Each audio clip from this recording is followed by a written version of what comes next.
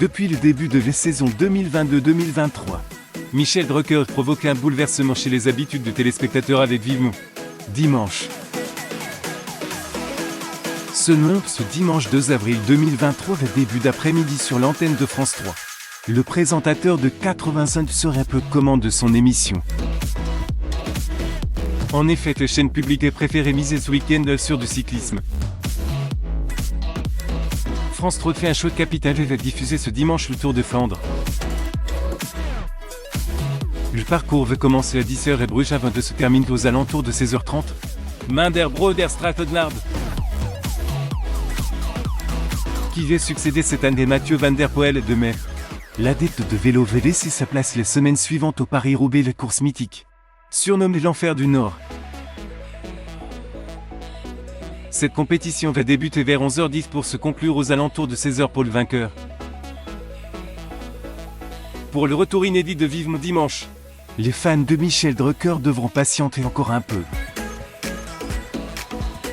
En effet, l'animateur de Champs-Élysées et de Star 90 est de nouveau été opéré du cœur. L'intervention se serait bien déroulée.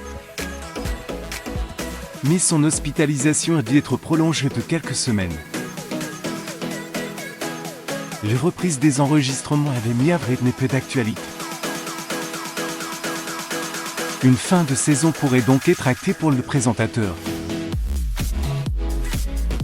Stéphanie Jard-Drucker, sa belle-fille, fait donner des nouvelles rassurantes de Michel Drucker. Juste un message pour vous dire que Michel va bien. Il a besoin de vous, de votre fidélité. Nos familles et moi sommes très touchés par votre soutien. Ne pas croire les rumeurs de ces tristes sœurs qui les créent, a-t-elle souligné. France 3 avec les best-of récurrents dévissent en audience. En effet, le 26 mars dernier, France 3 rediffuse le passage où Gad Elmaleh a refusé de quitter le plateau. Michel Drucker lui est conseillé de partir. Mais l'humoriste reste scotché pendant quelques minutes.